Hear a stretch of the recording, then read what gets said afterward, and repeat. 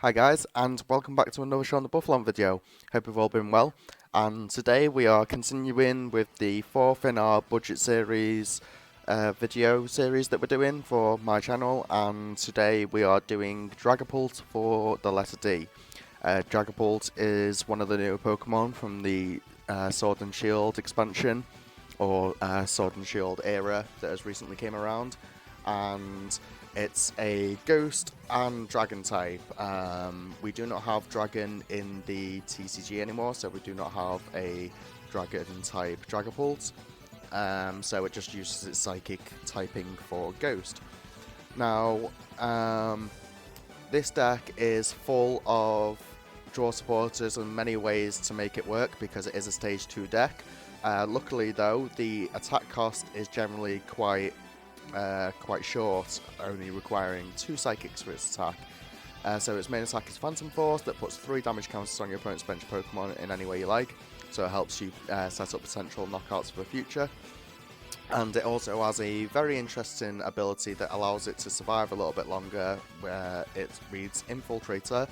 If any damage is done to this Pokemon by attacks, flip a coin. If heads, prevent that damage. So it's very similar to, or very reminiscent to, the Whimsicott GX that many people may have run into. And if you don't, it is literally just a surviving ability. We do have 2 different deck builds to show you. And this one is the first one that I made and I tested and it was okay. Both deck builds that I've used on the ladder so far both have roughly equal amounts of wins. So this one is a very heavily draw reliant one, using Zacian, Jirachi, Scoop Up, Switch, the same as a lot of my other decks, but it's a little bit higher in draw supporters as well. We do have a total of 9 draw supporters. There is no bosses in this deck. Hopefully, well, the idea is that we should never need them.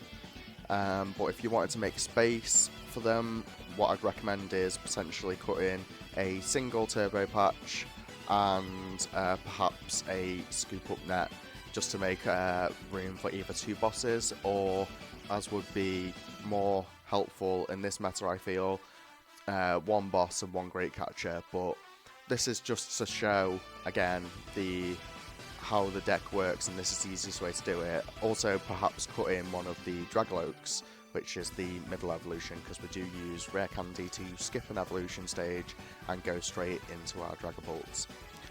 So this is deck number 1, and I will play a game with both of them and show you both lists.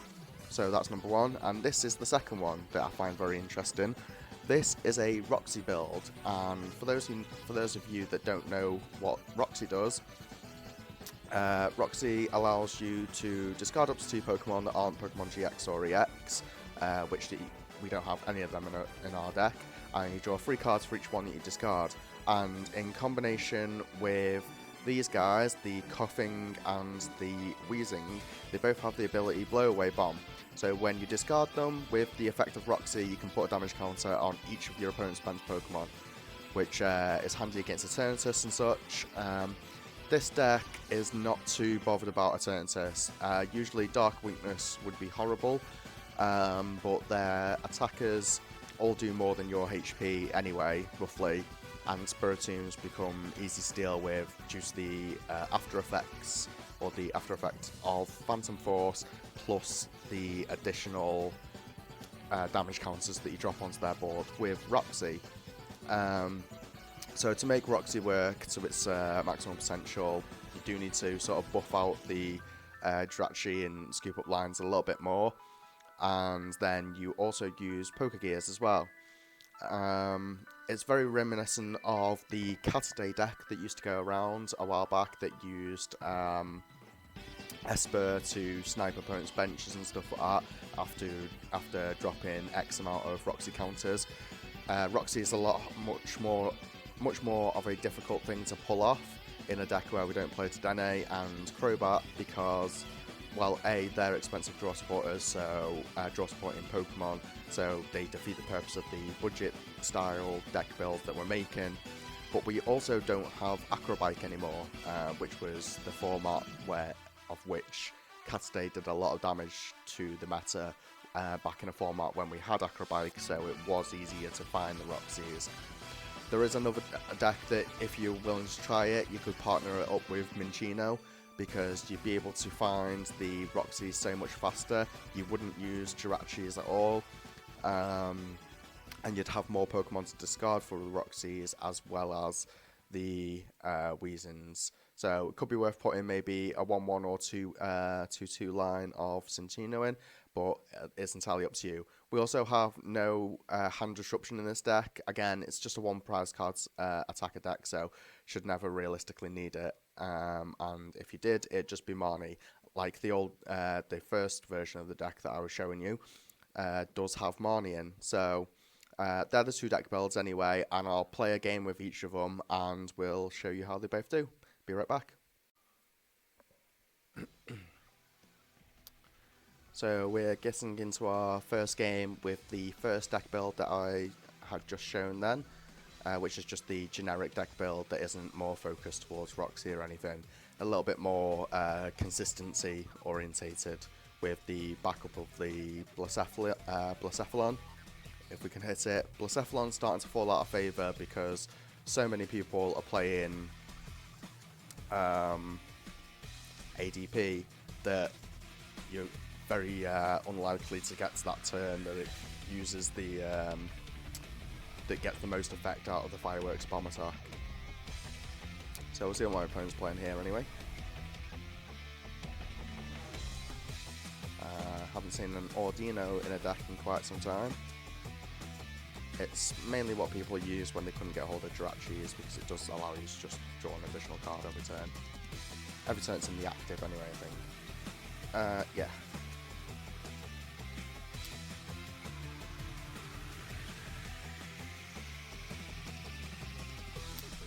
So we don't particularly have a great start here, and we are against a much faster deck than us, or I assume so, because that is the sort of thing that you expect to find from Mad Party.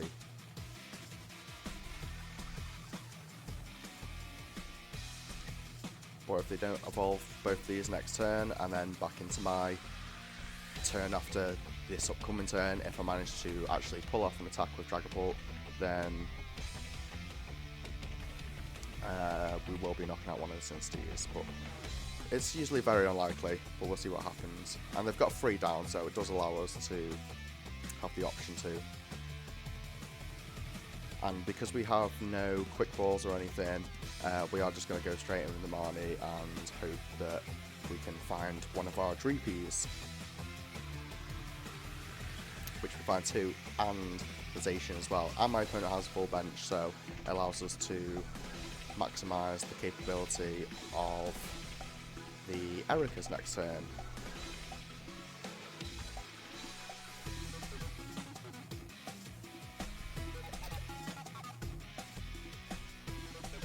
So we'll grab this and we'll just Intrepid Sword for 3. Unfortunately we do not find a rare candy or anything, but we'll see what happens.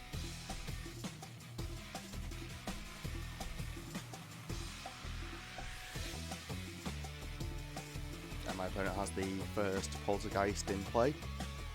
So this should generally be quite a good matchup, because usually Mad Party decks run out of resources too quick to keep up with other 1 prize card decks that aren't so viciously turbo compared to most of the 1 prize card decks. Effectively, they do only have to take 5 prize cards, or 5 knockouts, because the 5th one can be Zacian.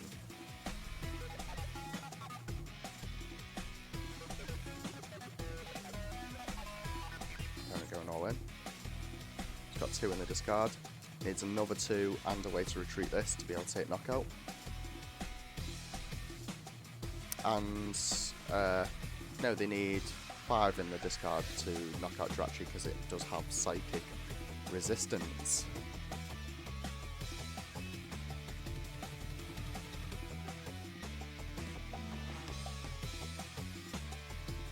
So yeah, quick ball for my opponent. Detonate, grab another one, probably has another quick ball. So that's 4 gone so far. Does he have the 5th? He's a Poltergeist and another Mad Partier. and he misses the attack. So we are thoroughly in the clear here. So I think we'll play Erica's Hospitality. And we do not hit a rare candy just yet, but that may change. So we will Stellar Wish with Jirachi, and still no rare candy, surprisingly.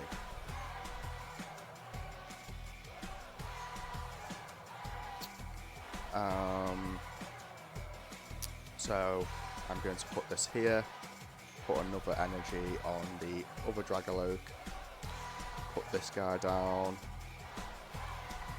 keep another Jirachi in play for next turn, and just Intrepid Sword.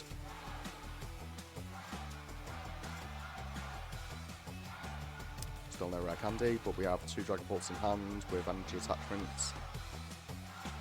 And this deck is going to be particularly difficult for Mad Party to deal with, just due to the fact that we can actually, or they can miss attacks due to our ability.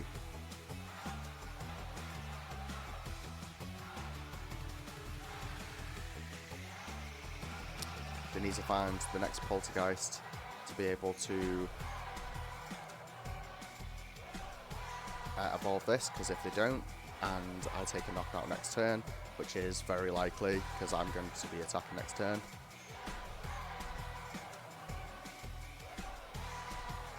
But this seems like they're getting their next Poltergeist now.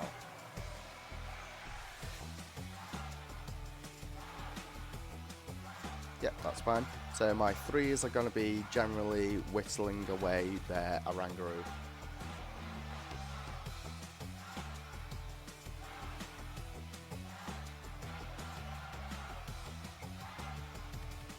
Or actually, I think the best thing to do would be to put it on this.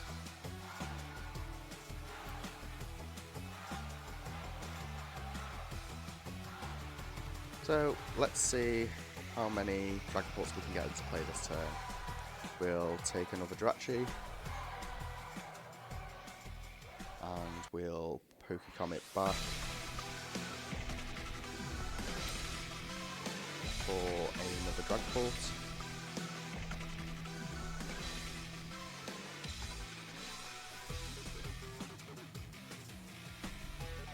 We do have 1 rare candy. So we're going to rare candy out one of them because we don't want rare candies to become too much of a dead card in the deck. We'll manually evolve up the other one. We'll attach us here. We will switch into the Dragapult and just check the discard pile. We haven't lost anything yet, so I think we'll just Marnie.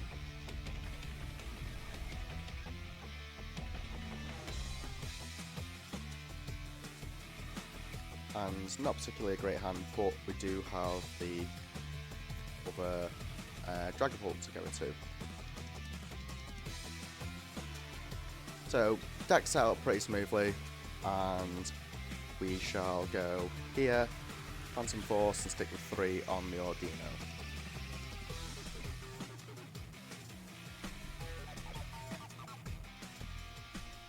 Because we know my opponent's plan is to attack every turn.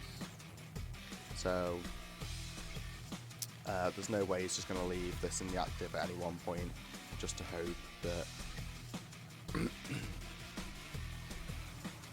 I think he should have sent Ordino up into the active since I was got the air balloon, but I don't know why I didn't. My opponent has 60, 120, 140, 160 damage on board.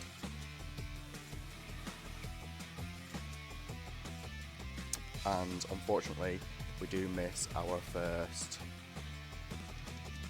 Infiltrator.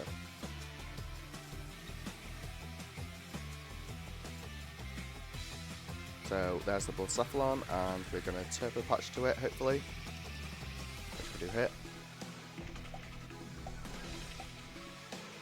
And I don't think we need any of these, so we will just research.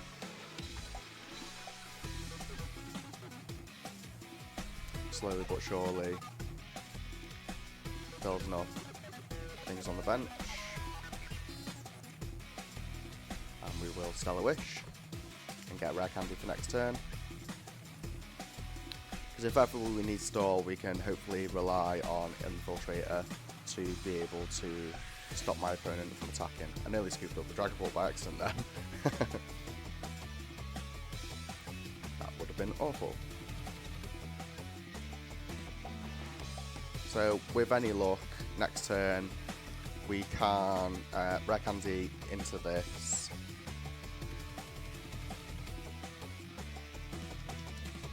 Well, turbo patch to it and attach, and then rare candy into it.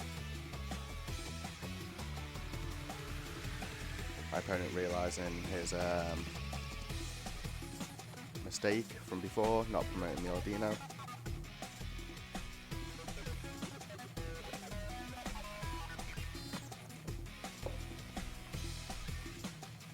Opponent plays another Roxy. Was that another Ordino I seen then? Was. And another Benelby. So they've got 4 attackers left, which is all they need.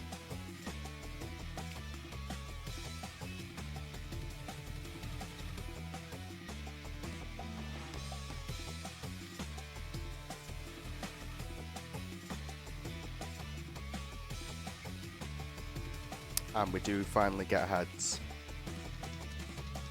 So, I think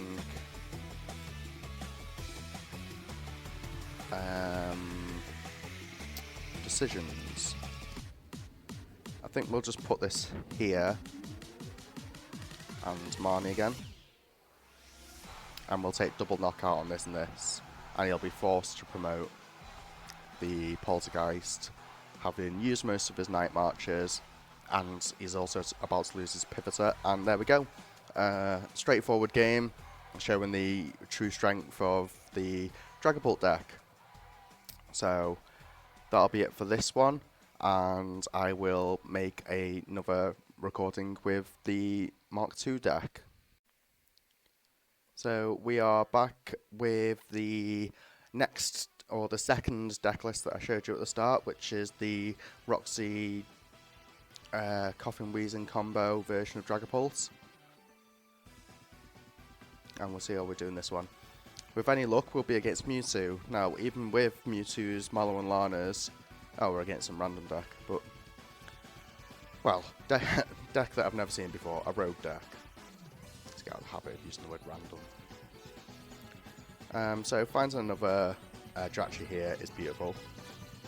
And we do have a rare candy.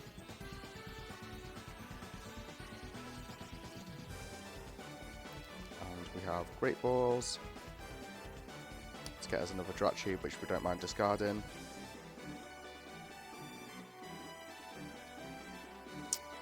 And the Dreepy, because this turn we do want to set up our Zacian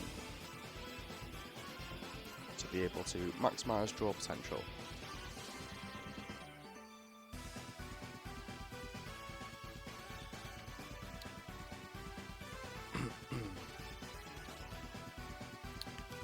So with any luck we'll be able to find ourselves enough to be able to Roxy with. Opponent does start with the Butterfree combo. I think this is a Bird Trio deck, if I'm not mistaken. Or, alright, and it's a Parasect Butterfree deck, I think. Because it does put me in multiple stats elements, so it only hits for 60, fortunately.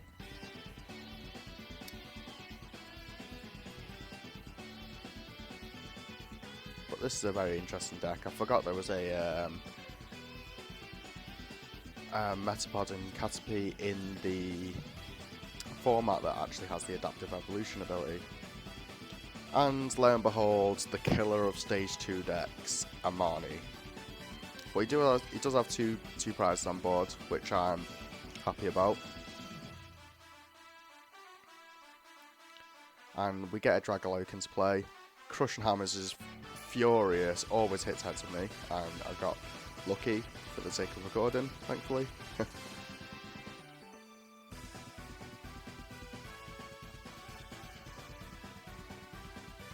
Now, in all those cards that we've seen before, I don't know if we had a Roxy in hand. I cannot remember for the life of me.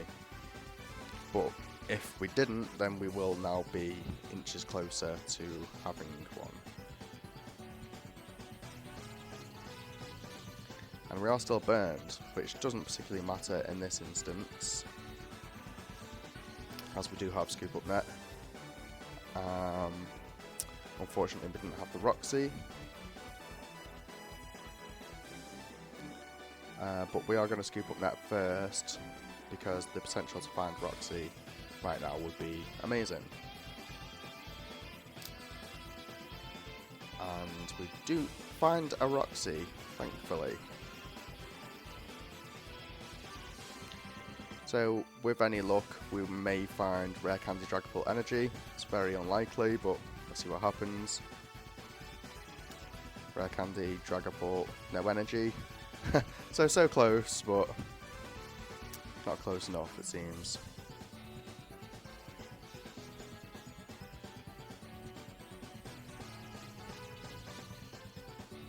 So we will evolve this one into a Dragaloak.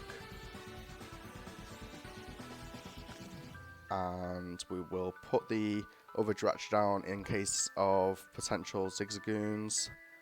And I think here the best thing to do would just be to Intrepid Sword. But we do knock out these Butterfrees one-shots due to the damage from the Roxys. But lo and behold, another Marnie. And this is exactly why I put the other Drachy in play, in case I fall behind.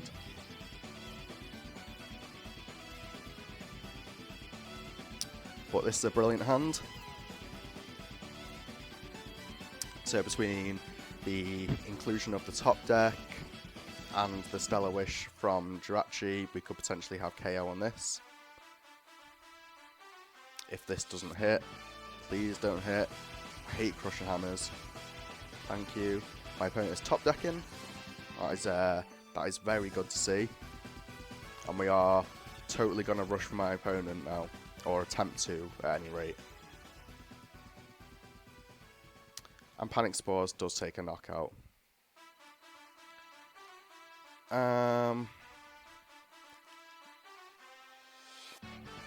Yeah, we will Pro Trilogy, because we do need the additional cards.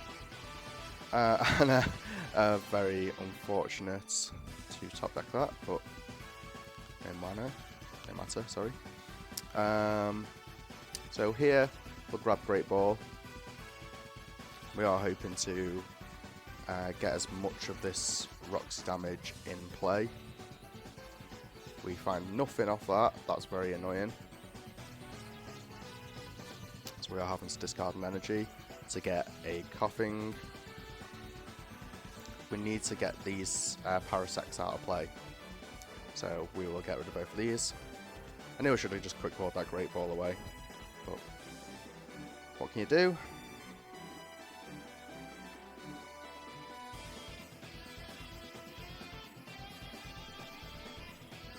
And we have more damage on these. I'm going to attach to this one just so I've got potential to have both in play. We are about to lose another Jirachi, which is very unfortunate, but that's all there is. And then we do have attacks next turn, thankfully. My opponent is about to get another Butterfree in play, but we do take out.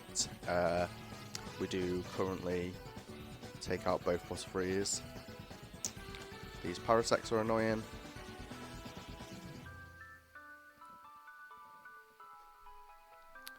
So we have the ability to find enough resources to be able to take out both the Dragapults. Not Dragapult, sorry. Both of the Butterfrees, and then he'd have to find a full line of them again by the time he's even KO'd one of these, thankfully. The confusion is not an issue because we do have free retreat. So we are going to start with quick balling away this Pokegear, Pokecom even. And we are just going to Roxy once.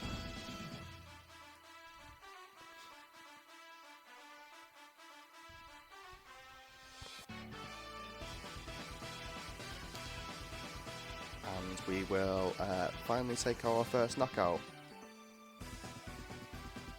And these have enough health to be for me to warrant putting them all on one. I'm not sure if my opponent plays Scooping Net. It's something I should have checked, I suppose. But I suppose with everything he's got in his deck, including Crushing Hammers and all the rest of it, potentially it might have been worth quick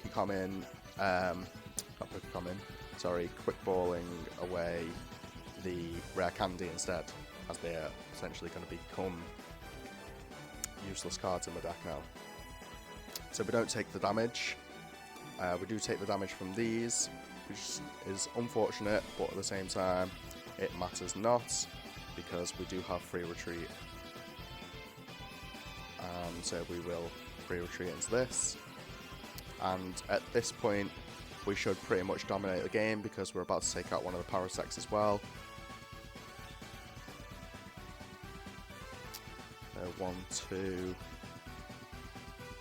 and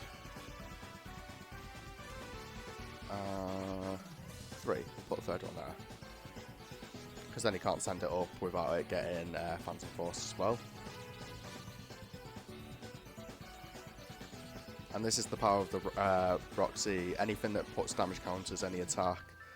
I've yet to build the actual Dragapult VMAX deck with a Roxy engine, which I feel would be very good. Anchor. This does 120, but is not going to hit for enough to knock me out. And we do hit heads again anyway. We'll give my opponent the smile face, and my opponent scoops. So, very, very strong deck for a basic one prize card attacker. And just before I finish the video, I will show you both deck builds once again. So this is deck build number 1, the more consistency based variant that runs a more buffed out version of the Jirachi engine, as a lot of my decks tend to. And because you do need the additional being able to find items every turn, especially to make stage 2 decks work, you do need to find those rare candies, especially under the influence of a very Marnie heavy meta, which, as you've seen in that game, the last one, that getting Marnied was just ruining my opportunities to be able to attack. So the Jirachis help compensate the power of Marnie. So this is the consistency build. And then the damage counter / Roxy build with the Coffins and Reasons. This is this build. So that's all for today. I really hope you enjoyed the video. Please give it a go. It's such a good fun deck, and when your opponent flips when you flip heads for Infiltrator more than twice, your opponent tends to scoop, because it just gives you that many more turns to continue setting up your board, and it's just makes it gives the deck the time it needs to have the strength and the pressure that it wants to put on. That's the whole point of it. So yeah, again, thank you for watching. I hope you enjoyed the video. If you did enjoy the video, please drop a like down below. That'd be absolutely brilliant for me. It'd help me loads. And if you're not subscribed to the channel yet, please subscribe. It means the world to me, and it will really help me out. Thank you guys. I hope you've all enjoyed watching, and peace.